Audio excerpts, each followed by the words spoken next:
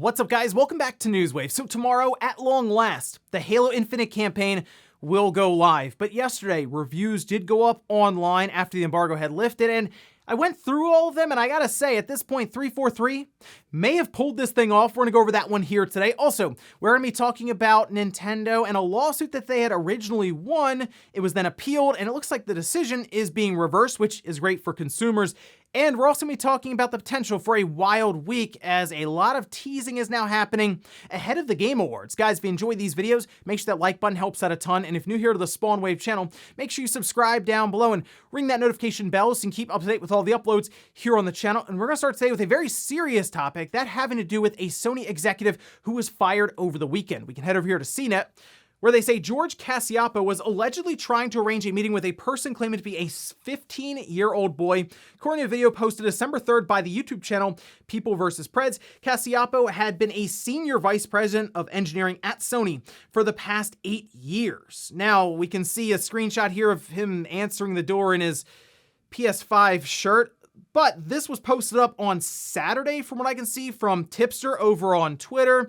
There was a lot of evidence with the video, chat logs, the whole deal, and Sony did react about 24 hours or so later with a statement saying, "We are aware of the situation and the employee in question has been terminated from employment." And like I said, there was a ton of evidence around this, and there was a good video that was posted up by Sean RGT85 on his channel yesterday, just talking about the industry as a whole, the entire industry, and looking at things as not just corporate entities, but remembering there is a human side, both good and bad, when it comes to these companies. And there's so many people involved in games.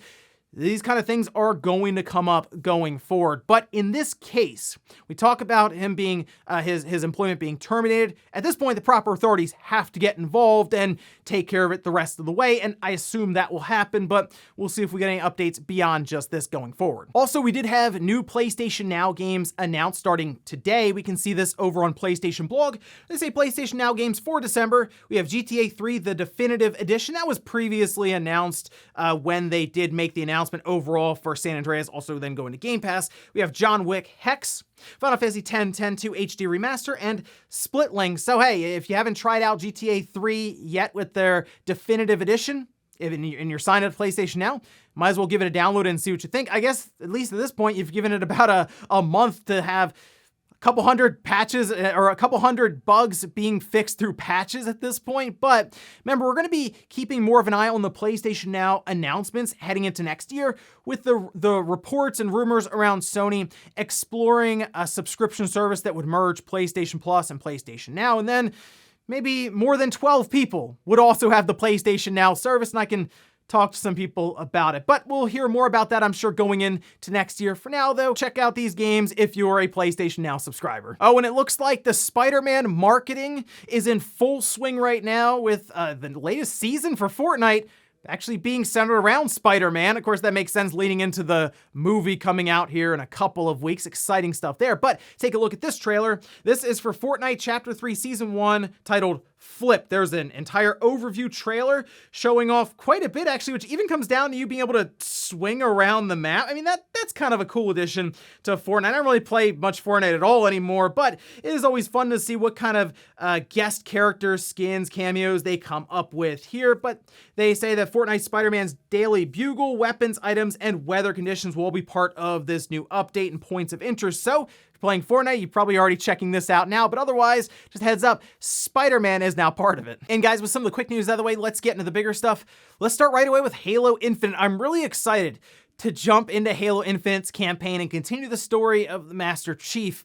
But I have been curious around how the open world exactly we built out, if it would work correctly with the troubled development we've been hearing about for a while now. But let's first head over to Metacritic, where it's currently sitting at an 86. That's about where I had it. I thought it'd be a mid to high 80s, and it could still fluctuate a bit. Could go up to 87. I think that's where it originally started. Could fall down to an 85, but that is currently on 75 critic reviews. If we move to the split, it's currently at 71 positive and 4 mixed, no negative at all. It had a couple of perfect scores. I saw like Windows Central gave it 100, for example, but for the most part, it's been ranging in the 80 to 90 range. And looking at it, there are a lot of people who say, hey, this is one of the best Halo games I've ever played. Some of it has to do with just the world building in general, the progression going from point to point and doing different things, and even unlocking parts of like vehicles or weapons by completing certain points of interest and tasks. I think the review that I liked the most was Digital Foundry. Just like 45 minutes from John Linneman just going over, of course, the visuals and different elements there when it comes to lighting and it, but like also just the game itself. I think he does a very good job kind of tying all that together. There's some odd things going on in there with the enemies seemingly just always illuminated no matter where they were, but for the most part, visually, it looks really good, I would say, for being a cross-gen game, and I like the idea of it starting out as more or less a corridor Halo game and then slowly expanding out into this very large world where, yeah, you can jump into a Hornet and kind of fly around or roll around on like a mongoose or get in the Warthog and grappling around. That's the biggest thing that kept getting pointed out, was that you have quite a bit of free movement in the game with that grappling hook, where you might see a large tower and then you just kind of rappel your way up there with it. It seems like there is quite a bit you can do and a ton of exploration, and I expect a lot of people to basically attempt to break this game with that grapple shot. Now, some obvious issues here include the lack of co-op, which continues to come up, and I understand because after I play through the game, which it's been talked about as being 10 to 12 hours in your first playthrough, I don't know if I'm gonna want to jump right back in co-op after already going through it probably at least twice. You do it on the basic difficulty, then you go up to legendary to just finish that up. Unless they add more content in, and they probably will. Like, it sounds like the campaign will continue to build from release tomorrow. So maybe when they do co-op, they add in some new missions, different parts of the world that lean more into that co-op aspect. Also, I noticed that there were a couple of reviews that kind of just questioned the need for the review in the first place, since Halo Infinite's campaign is just going to be part of Game Pass. And it's something I have seen people talk about before, even with something like Forza Horizon 5. Do they really need to go through a massive review when you don't actually have to buy the game necessarily to get access to it? You just have to be subscribed to Game Pass, since that's what a lot of people would use reviews for, really up until this point, is, all right, is this game worth the full price purchase of $50, $60, even $70? So something to kind of think about here as we go forward with Game Pass and potentially a subscription-filled future in games. Now, I will say I kind of avoided a lot of the story stuff, so if anyone in the reviews really started to get into that territory, I kind of paused and got away from it, because I do want to experience this for the first time.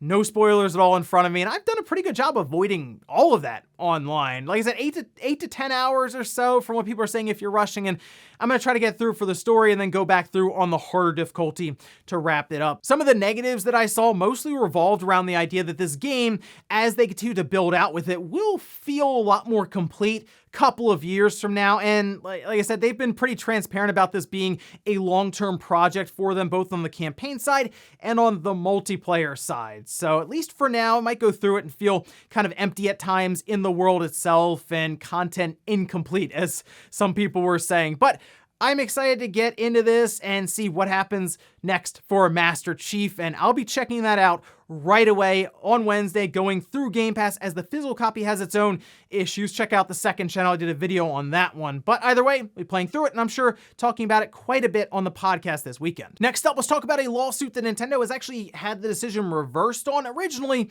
they won the lawsuit when it came down to refunds for pre-orders on the eShop. And I've had my whole thing around pre-orders with digital games for basically all these companies. I mean, Steam does it really well, where you can even play it for a couple of hours, decide you don't like it, and then just get a refund, pretty much no questions asked through the platform.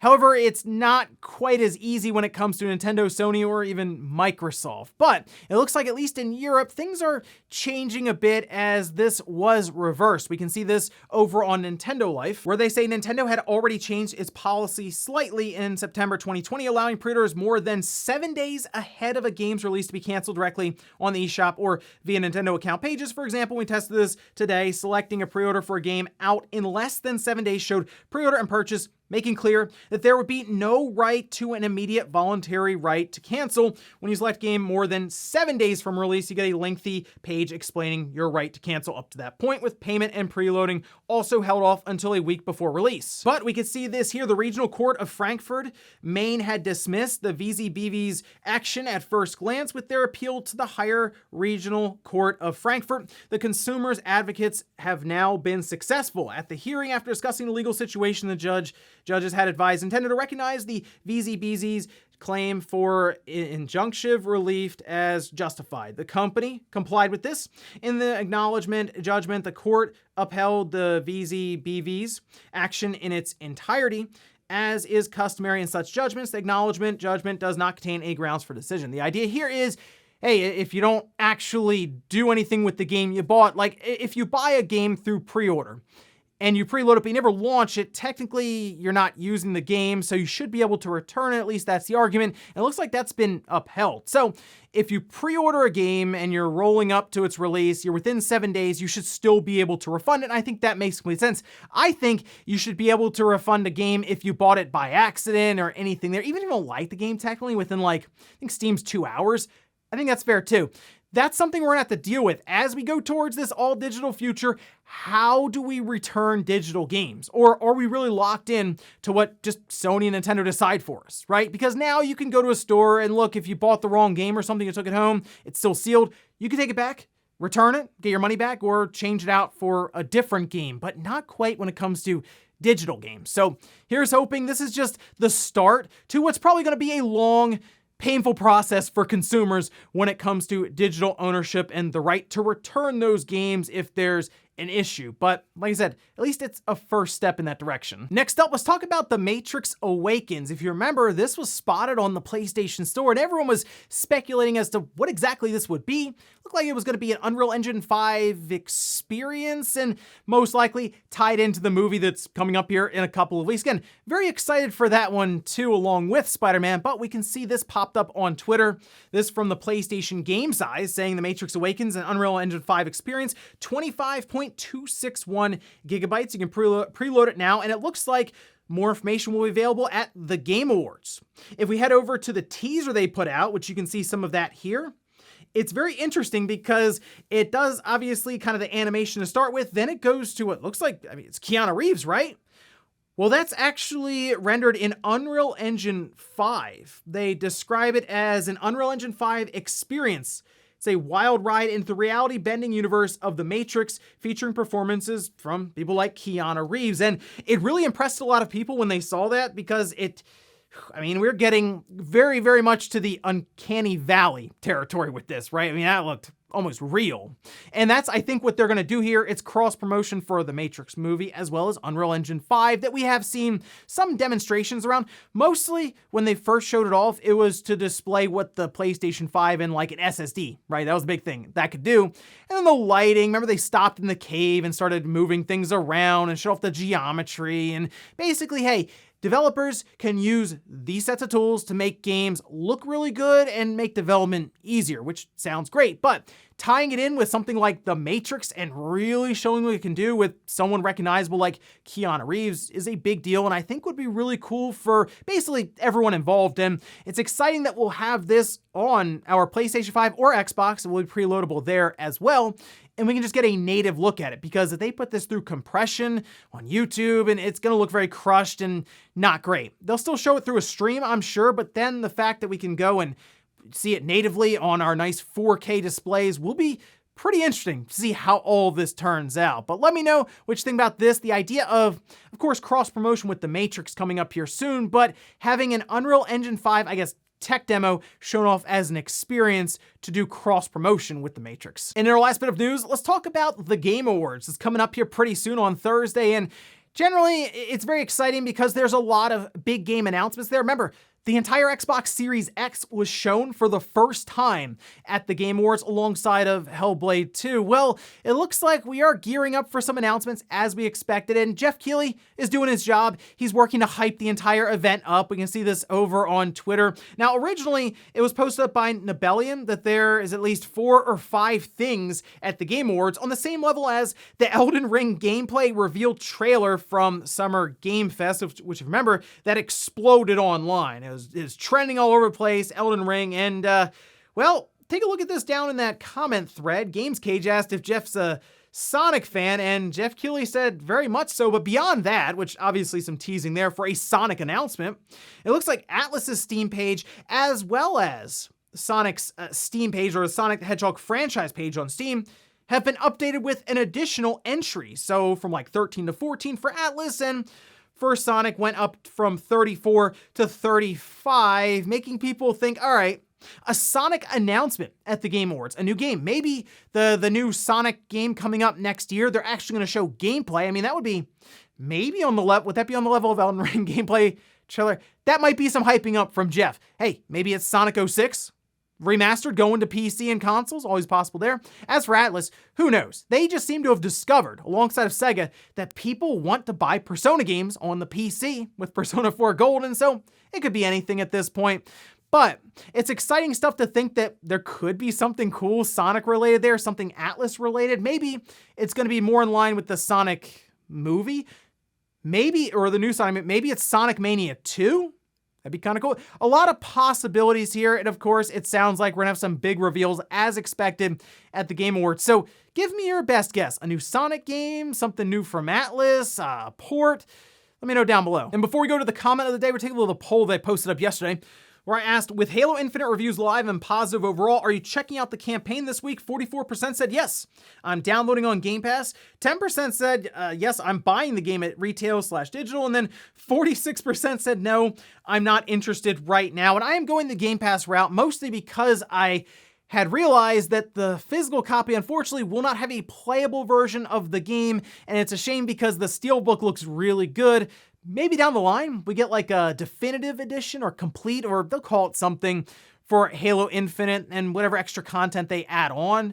That's the best case scenario, I think, which is a shame because typically I'll buy the Halo games physically at launch, but I don't really know what the point of buying it physically is. We'll Game Pass it on Wednesday, and I'm sure have a blast. And we'll finish up with the comment of the day as you're seeing here. This is from Sora saying, I mean, Scott's video on the N64 holds true. There aren't many outstanding games for the N64, but everyone remembers the big ones. So if Nintendo doesn't shoot those out before Nintendo Switch Online GameCube in like 4 years, then there will definitely be a big problem. I think people remember the big Nintendo 64 games because a lot of them had to do with playing multiplayer with your friends, couch co-op, right? I mean, that was the big thing about the 64 at the time. It had like 4 controller ports, which was, crazy, mind-blowing stuff at the time. But if you look at the library for the PlayStation 1, it was massive. And that's just because third parties rushed that system. I mean, when it came down to Sony being very aggressive getting those games there and then providing the storage medium with the CD that was much cheaper than the cartridges on the other side with the Nintendo 64, it was pretty obvious where they should go with it. But the games that are on the 64 that are really good, that are way up there, top tier, are games that will get people to pay attention. It's going to come down to Nintendo getting them out in a timely fashion and then deciding what to do when they do release the 30 or 40 games on the 64 that are really worth even looking at. And ladies and gentlemen, that's going to do here for Newswave. If you enjoyed this video, guys, hit that like button, really helps out. If not, hit the dislike. Leave comments down below about everything we talked about here today. There's Halo Infinite out tomorrow, exciting stuff, but what'd you think of the reviews that dropped in them? Also, what about Nintendo, their lawsuit, and an all-digital future? How do they figure out the refund policy, especially with where we are now? And then the Game Awards coming up here pretty soon, a couple of days. What are your best predictions? Thanks, guys, for watching, and I'll see you next time.